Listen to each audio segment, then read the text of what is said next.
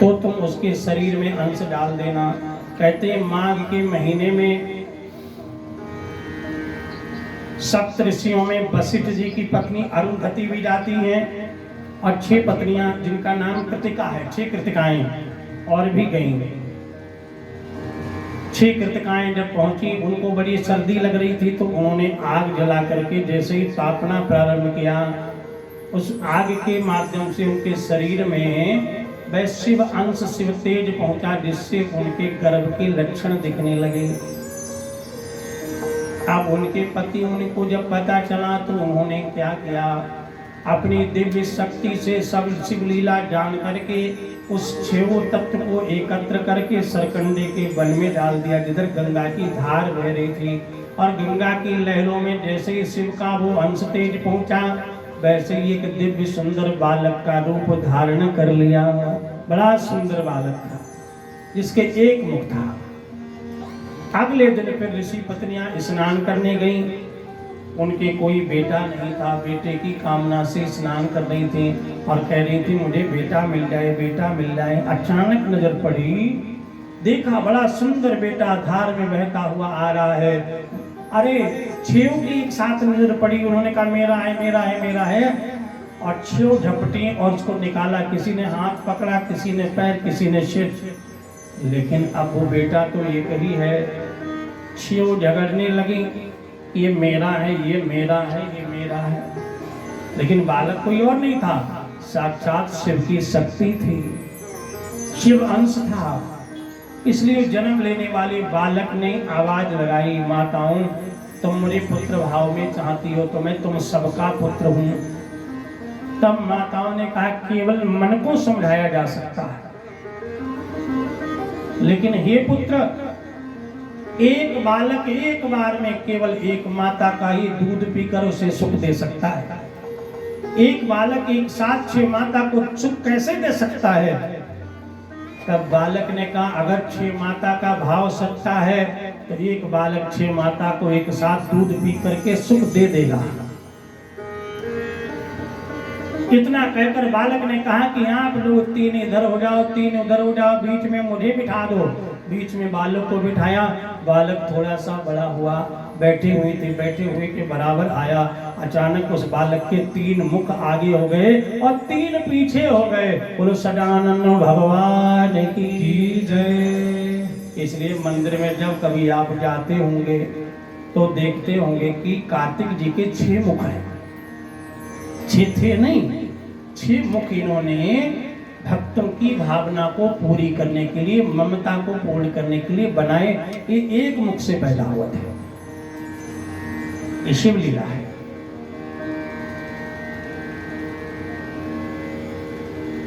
इधर विश्वामित्र जब देखते हैं कि कृतिकाओं के पास में एक बालक बैठा हुआ है, कृतिकाओं के पास बालक बैठा हुआ है, तो कृतिकाओं ने कहा कि विश्वामित्र जी, और कोई संत तो है नहीं, आप इस बालक का नामकरण कर दीजिए। नारद उवाच, नारद जी कहते हैं देव देव प्रजानाथ भजन सच्चे कर प्रभु तथा किम बाबा तद्वदाय कृपाम कुरु मां। हे देव, हे गुरु रूप, आपने इतनी सुंदर कथा सुनाई। विश्वामित्र ने उस पुत्र का नाम क्या रखा और दक्षिणा में उन्हें क्या मिला? तो ब्रह्मोवाच तस्मिन् अंतरे तात विश्वामित्र प्रतापवान प्रेरितो विधिना तत्रमागच्छत प्रीतो वक्षतः कार्तिकेयति नाम। विश्वामित्र ने उसका नाम रख दिया कार्तिक, कि तुम्हारा नाम कार्तिक होगा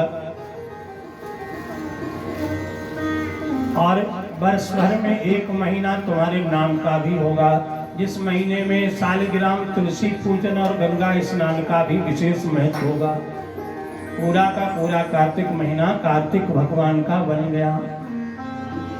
नाम रखते ही बालक ने कह दिया जाओ, अभी तो आप राज ऋषि थे, अब दक्षिणा में मैं आपको ब्रह्म ऋषि का पद प्रदान करता हूं, आप ब्रह्म ऋषि बन जाओ।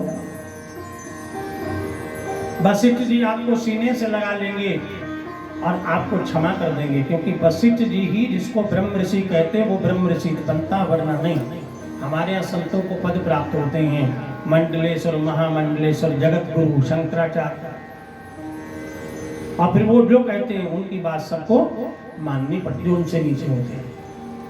तो वशिष्ठ जी उस समय, अब वशिष्ठ जी के पास विश्वामित्र ने कई बार कहा हमको ब्रह्म ऋषि का पद दे दो, तो वशिष्ठ जी ने नहीं दिया, क्योंकि इनके अंदर ब्राह्मण का लक्षण वो होता है कि ब्राह्मण को कभी क्रोध नहीं करना चाहिए, अधिक क्रोधी थे। इन्होंने गुस्से में आके वशिष्ठ जी के 99 बेटा मार दिए, 99। अब जिसके 99 बेटा मार दिए वो तो दुश्मन बन जाए, लेकिन नहीं, वशिष्ठ जी ने फिर भी विश्वामित्र की निंदा नहीं करी।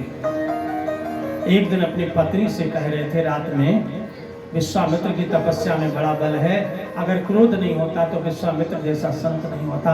और विश्वामित्र सोच रहे थे आज की रात इनको भी मार डालेंगे, और जैसे ही अपनी बड़ाई करते देखा, तलवार फेंक दी, वशिष्ठ जी के चरणों में गिर गए, मुझे क्षमा कर दो।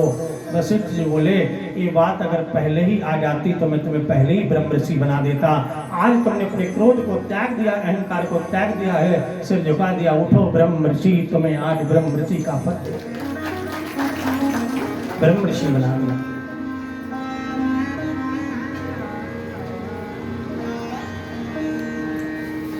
अब इधर विश्वामित्र ने 6 माताओं से कहा ये बालक 6 महीने एक माता को सुख देगा, 6 महीने एक माता को, 6 महीने एक माता को, और 3 वर्ष का जब हो जाएगा फिर कैलाश पर पहुंच जाएगा। इधर वो बालक जो था वो 3 वर्ष का हो गया।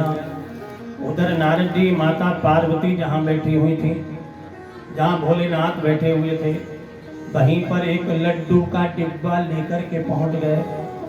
आए के लिए कांग्रेस क्या बोलते हैं, कांग्रेस इलेक्शन क्या बोलते हैं अंग्रेजी, हमको आती नहीं, बधाई देने के लिए।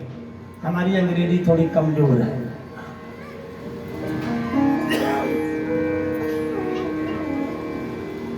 बधाई हो, बधाई हो।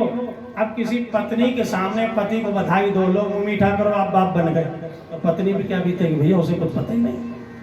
भाई पार्वती मैया बैठी हुई हैं और नारद डिब्बा लेकर के पहुंच गए, लड्डू का डिब्बा, बधाई हो बाबा, मुंह मीठा करो आप बाप बन गए। अब बताओ किसी आदमी को उसकी पत्नी के सामने कोई कहे बधाई हो आप बाप बन गए, तो पत्नी क्या बीतेगी, वो तो घर एकदम उठा के इकट्ठा कर देगी, हम मां नहीं बने तो ये बाप कैसे बन गए। हाँ? पार्वती को क्रोध आया, ये कैसे हो सकता है। नारद जी बोले इन्हीं से पूछ लो, क्योंकि बाप तो ही बने हैं। शिव जी ने कहा बस कुछ बोले, कोई मजबूरी नहीं, पूरी घटना बता। जो पूरी घटना बताई, अरे मैं माँ बनने वाली थी, उसको देवताओं ने गड़बड़ करके कबूतर बन करके अग्नि ने अंश को ले लिया, जा कबूतर सर्वभक्षी हो जा, अग्नि तू सर्वभक्षी हो जा, और देवताओं तुमने मुझे बंध्या बना दिया, इसलिए तुम्हारी पत्नियों के संतान ना हो। अरे शिव जी बोले रुक जाओ, ये श्राप देने से पहले सुनो तो, तुम अपने को समझो। नारी तभी माँ बन सकती है जब उसको रजस्वला का गुण हो, और तुम आदि शक्ति सर से लेकर चोटी तक परम पवित्र हो, और रजस्वला नारी अपवित्र हो जाती है। इसलिए शक्ति होने के कारण तुम अपने उदर से बच्चे को जन्म नहीं दे सकते, क्योंकि तुम्हारे अंदर रजस्वला गुण नहीं आ सकता। तब माँ ने कहा मैं क्या हूँ, मैं तो आदि शक्ति हूँ, और जब मैं रजस्वला नहीं बन सकती तो मेरे उदर में संतान भी नहीं हो सकती, मैं तो भूल ही गई, अब क्या करूँ भोलेनाथ। भोलेनाथ ने कहा कोई बात नहीं, तो मैं जब कभी संतान की कामना हो तो तुम एक काम करना, जिस वस्तु को भी तुम बालक का आकार दे करके और मेरा मंत्र श्री शिवाय नमस्तभ्यम बोल करके जल छोड़ दोगी, वो बालक तुम्हारा बालक कहलाएगा। शिव जी ने बलराम दे दिया। उधर माता ने कहा फिर वो बेटा जो आपका है वो मेरा भी है, चलो उसको लेकर के आए। फिर जाकर के नारद आदि सब जग गए और उस कार्तिक नामक पुत्र को लेकर के आए। बोलो कार्तिक महाराज की।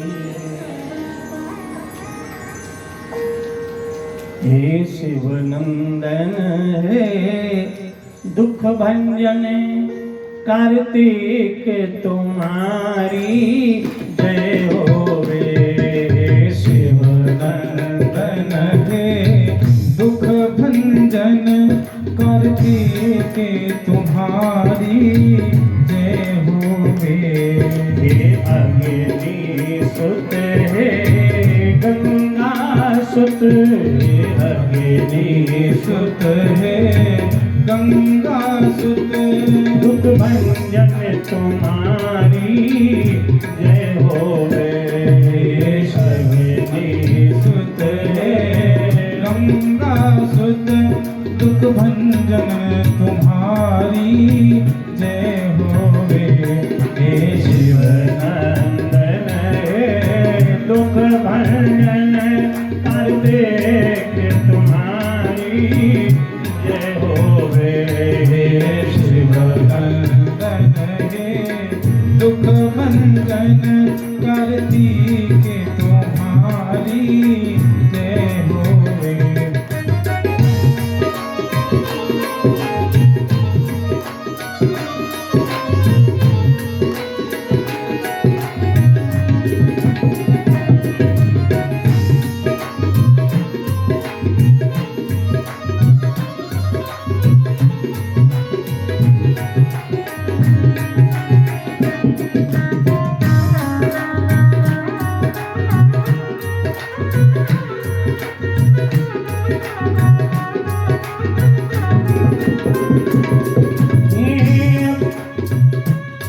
अद्भुत सजमुख तुम्हारे राजे।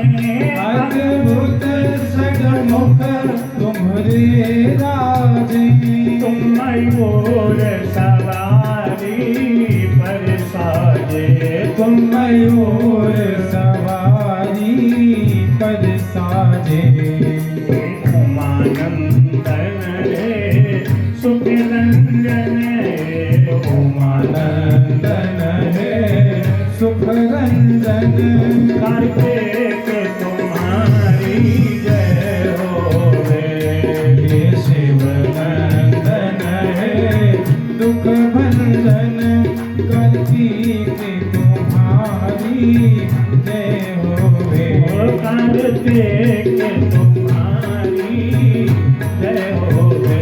कार्तिक तुम्हारी जय होवे।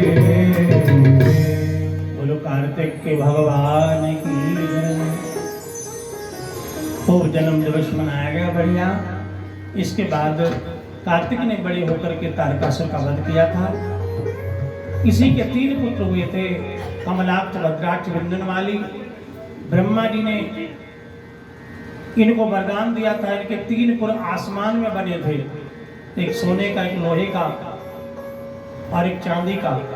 वरदान मांगा था कि तीनों पुत्र जब आद्रा नक्षत्र में 1000 वर्ष बाद एक साथ मिल जाएं, तो भगवान भोलेनाथ देवताओं को पशु बना करके फिर बाण के द्वारा एक ही बाण से तीनों पुरों को नष्ट करेंगे।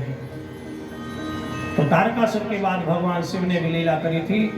जब तीनों राक्षसों के तीनों पुर बन गए, सबको दुख देने लगे, सबका दुख दूर करने के लिए भगवान ने एक सुंदर रथ बनाया और देवताओं को पशु बनाया। क्योंकि देवताओं को पशु बनाए, रथ में जोड़े और उस पर बैठे, पशु बना करके।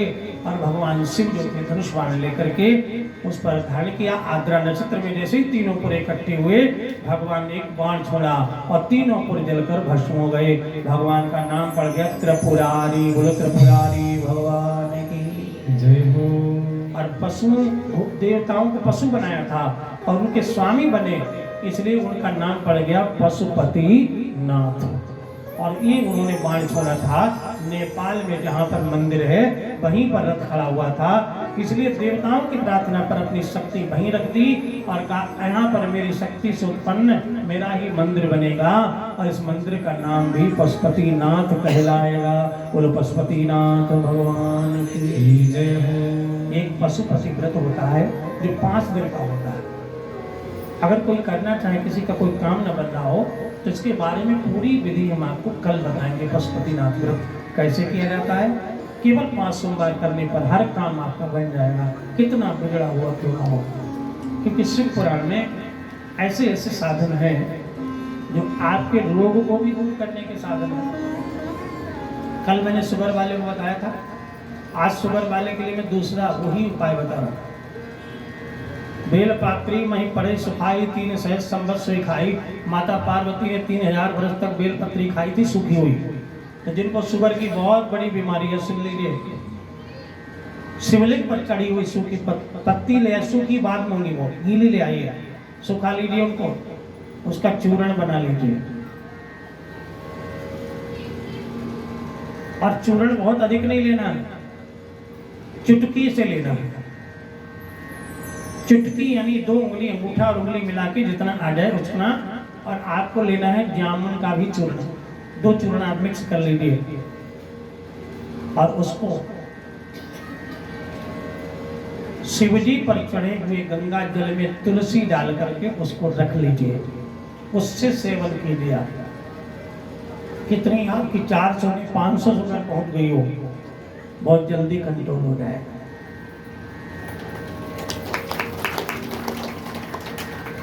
नियम ये जो मैंने बताया, चढ़ी हुई बेलपत्री। अब आपको बिना चढ़ी हुई, हाँ बिना चढ़ी मंत्र है, जैसे बिना भोग लगे हुए और भोजन में, और भोग लगे हुए भोजन मंत्र है। बिना भोग लगा हुआ भोजन केवल खाना कहलाता है, और भोग लगा हुआ भोजन प्रसाद बन जाता है। अंतर है। एक पंचामृत प्रभु को चढ़ा अर्पण करके पीना, आधा पंचामृत उसी में से अलग कर लेना, या कभी पंचामृत केवल बना लेना और बनाने के बाद इसको बिना चढ़ाए पी लेना। दोनों के स्वाद में अंतर होगा। चढ़ा हुआ पंचामृत एक अद्भुत स्वाद देगा और बिना चढ़ा हुआ उसमें उतना स्वाद नहीं होगा।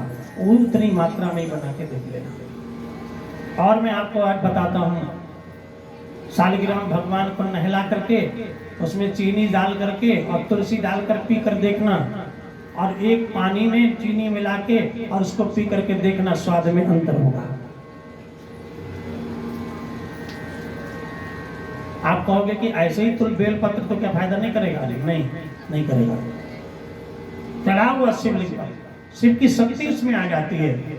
काल हर, दुख हर, दारिद्र्य हर, हर हर हर महादेव।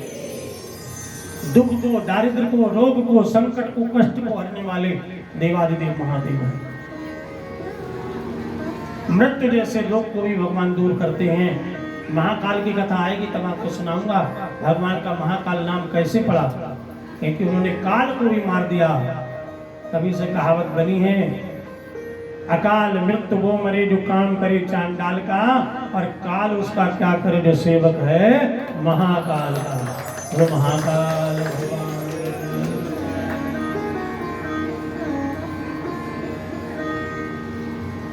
तो इस तरह से कार्तिक जी का अवतार हुआ। कार्तिक जी के बाद फिर कथा आती है गणेश जी के जन्म की। गणेश जी का जन्म आप लोग सुनते होंगे, कई बार शिव पुराण में सुना होगा आपने, क्योंकि ये 5वीं बार शिव पुराण हो रही है, तो इसलिए हमारा पूछना भी आपसे जायज बनता है। अच्छा ये बताओ, गणेश जी का जन्म कैसे हुआ था? तो आप बताओगे कि पार्वती जी के कैसे हुआ था? मैल से ना, मैल ही तो बताओगे। नहीं कहते ना, अधिकांश लोग यही जानते हैं कि गणेश जी का जन्म पार्वती जी के मैल से हुआ था। ऐसे पैसे हम भी बचपन से ही सुनते चले आ रहे थे, लेकिन जब शिव पुराण पढ़ा तो पता चला कि मैल से नहीं हुआ। अरे पार्वती मैया कितने दिन नहीं नहाई कि इतना मैल हो गया कि उससे बच्चा पैदा हो गया। मैल से नहीं, मैल कदाचित गंध तैलेन। मैल क्या होता है? मैल होता है उबटन, जिसमें बेसन पड़ता है, सुगंधित तेल पड़ता है, केसर पड़ती है, हल्दी पड़ती है, 8 चीजें पड़ती हैं। जो उबटन विवाह वाली बेटी को लगाया जाता है। पहले उबटन से सुंदरता आती थी, आज डेंटिंग पेंटिंग से आती है तो फेस लॉक लगा दो। अगर शादी वाली दुल्हन फेस लॉक लगा दे तो तीसरे दिन उसका चेहरा देख के मोबाइल नहीं खुलेगा, तो पति कैसे खुलेगा बताओ ना। ऐसा बिगड़वाने की जरूरत क्या है। हल्दी का बटन लगाओ जो हमेशा दमकता चमकता चेहरा 12 महीने एक जैसा रहे, 12 महीने। माँ पार्वती, एक बार बाबा ने कहा कि अगस्त मुनि तो राम कथा कर रहे हैं, मैं सुनने जाऊंगा, नवे दिन लौटूंगा। माता पार्वती ने कहा ठीक है। और माता पार्वती ज्ञान लेकर के आई थी कि सुहागिन नारी का नियम है, बाल धोने के बाद जब तक मांग में सिंदूर और माथे पर बेदी न लगा ले तब तक पति के सन्मुख ना जाए। उसका एक कारण है। और बिना तिलक लगाए भक्त भगवान की पूजा न करे, उसका भी कारण है। अकारण कुछ नहीं बना। माथे की बिंदी, मांग का सिंदूर किसको नहीं, पति के सामने जाए उसके ना लगा हो तो पति क्या कहेगा। झगड़ा हो जाए और ना लगाई हो तो कहेगा तुमने तो मुझे अभी से मार दिया। पति के सन्मुख तभी जाए जब, और इसीलिए माता पार्वती भी कभी भी नहाने के बाद जब भी शिव जी के सन्मुख जाती हैं तो श्रृंगार करके ही जाती हैं। सिंदूर तब भी भर लेती हैं, मेहंदी तब भी लगा लेती हैं। कभी भी पूजा करने वाली बहन को खुले हुए केस से कभी माता की या किसी देवी देवता की पूजा नहीं करनी चाहिए। कई बार नहाया, बाल खुले हुए हैं और आपकी पूजा चल रही, वो पूजा आपकी बेकार है। बालों में कुछ भी रबड़ बैंड कुछ भी लगा लो, लेकिन वो बाल खुले, केस खुले हुए अगर हैं तो अपने आप में एक दोष है। अब आप तो किसी के भगते ही नहीं है तो दोष ही दोष है, मंगल है ही कहाँ। धन दौलत है लेकिन मंगल नहीं है। पति घर गया है, घर से बाहर लौट के आएगा कोई पता नहीं है। मत मानो, वो बाल कटाओ, खूब खुले खुले रखो, बढ़िया रखो, पहले पहले अच्छे लगते हैं, लेकिन ये भी एक अपशकुन हमारे शास्त्र सनातन का। सुंदरकांड में पढ़ना, हनुमान जी जब गए हैं लंका में तो सीता जी के बाल वहां भी नहीं खुले हुए हैं। कृष्ण तनु शीश जटाए कबेनी, माता जानकी ने वहां भी चोटी अपनी गुथी हुई है अपने पति के नाम के लिए, जबकि माता अशोक वाटिका में। कृष्ण तनु शीश जटाए बेनी, बेनी माने चोटी होता है, बेनी माने चोटी होता है। अब कोई चोटी कर भी ले तो फैशन वाली कहें ना वो ओल्ड फैशन में जा रही है। हाँ बस हाँ, तो माता पार्वती ने ओवटन बनाया था।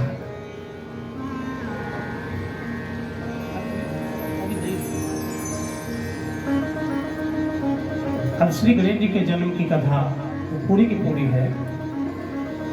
अब तो समय कम है, हो नहीं सकते, क्योंकि हमारे रमेश जी का ये बहुत अच्छा नियम है कि वो 2 बजे तक आरती चाहते हैं और कर भी लेते हैं। और नियम से क्या होता है, लोगों को परेशानी नहीं होती है। अब किसी को बहुत जरूरी जाना है और 1 घंटा और ज़्यादा अधिक हो गया